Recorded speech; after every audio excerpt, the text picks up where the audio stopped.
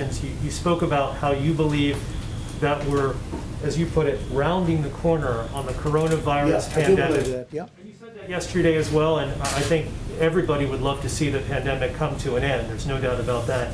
But I wanted to ask you about a forecast that has come out from the IHME at the University of Washington. And they are forecasting by January the 1st of next year that we'll have 410,000 American deaths from coronavirus, which is 225,000 from where we are right now. So can you explain how you see us rounding the corner based upon that projection? If I didn't close up our country, if I didn't stop China, highly infected, from coming in, if I didn't stop Europe from coming in far sooner than anybody else, including Dr. Fauci and others, wanted to, and Dr. Fauci was very nice. He said President Trump made a great decision.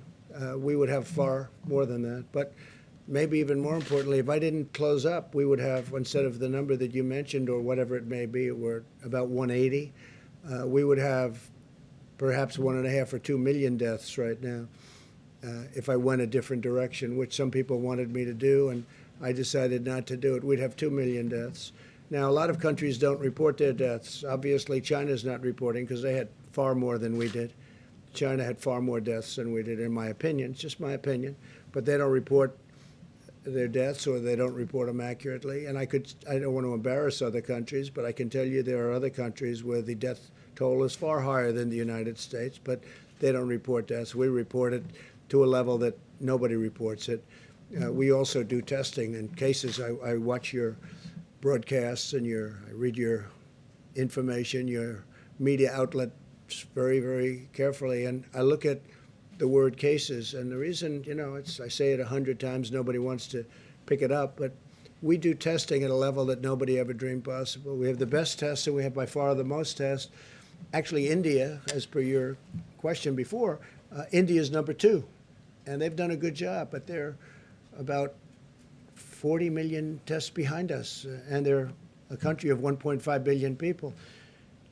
Now, because of all these tests, we have far more cases.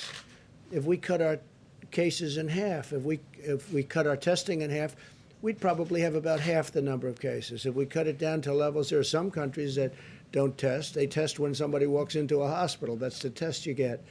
They walk into a hospital, they're sick, that's your test. We have tested more and better, and you just see where we now have millions of tests coming in from a certain company that's done a fantastic job, and it's going to be anywhere from 5 minutes to 15 minutes on the spot, very accurate test. But if we had much less testing, no testing, you wouldn't be reporting cases.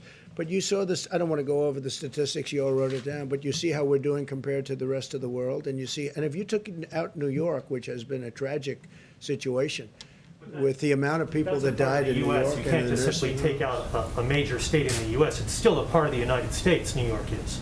No, I'm just saying. You can't just take it out of the equation. I'm just saying, New York has been, in particular, run, whether it's badly, incompetently, whether it's unfortunate, and I appreciated Governor Cuomo saying that I've done a phenomenal job, and he said very good things. He said bad things too, later on when he had no really other choice.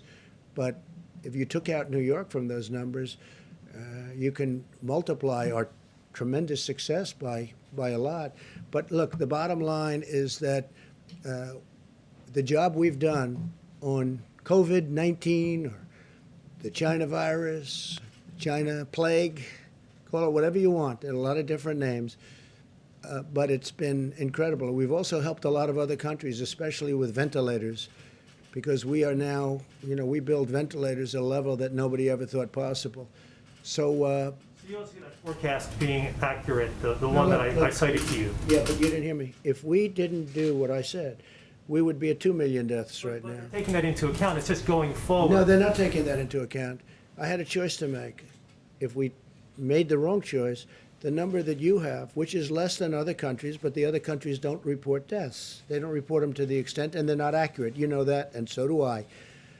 Because you take a look at some of the things happening in certain other very large countries. First of all, we're a very large country.